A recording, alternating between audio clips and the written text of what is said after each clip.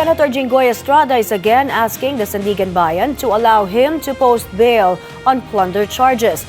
Nasa linya si John Reyes Galata para sa detalye. John Reyes, ano ang paliwanag ng senador sa kanyang petisyon kahit na nasa batas na ang plunder ay non-bailable?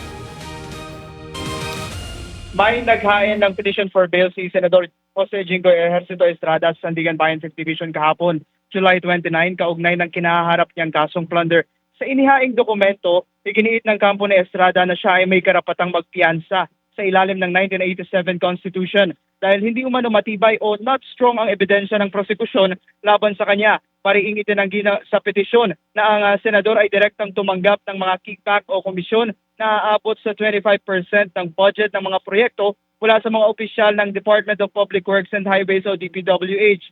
Itinanggi rin sa petisyon na mayroong naganap na sabwatan o conspiracy sa pagitan ni Estrada at ng kanyang mga kapwa-akusado para makagawa ng krimeng plunder.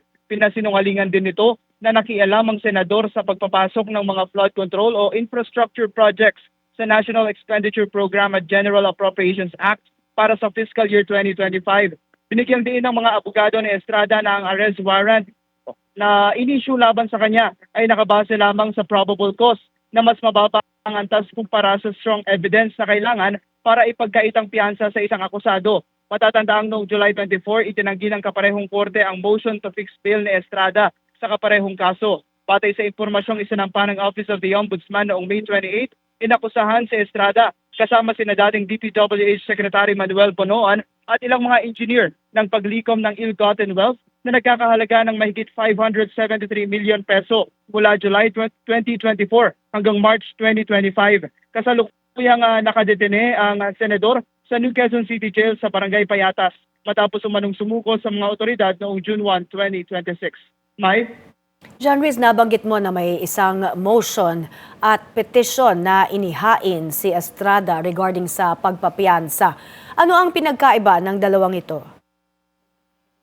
Yes, may ginagamit ang motion to fix bail para tukuyin ang halaga ng piyansa para sa kaso. Usually, ibinibigay ito sa mga bailable cases pero dahil ang kaso ni Estrada ay non-bailable plunder, itinanggi ito ng korte at ayon sa kanila, masyado pang maaga o premature pa ang motion. Dagdag pa ng korte, kailangan muna nilang magsagawa ng indispensable hearing bago mapagpasyahan ang halaga ng piyansa. Samantala, ang petition for bail naman ay ginagamit para hilingin ng akusado sa korte na payagan siyang makapagpiyansa kung saan isa sa ilalim pa ito sa bail hearing para malaman kung may strong evidence of guilt ba ang akusado. May?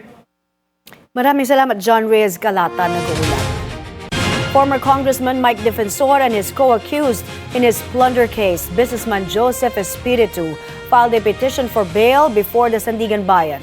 Petitioners said that under the 1987 Constitution, a bail petition may only be rejected if the evidence of guilt is strong.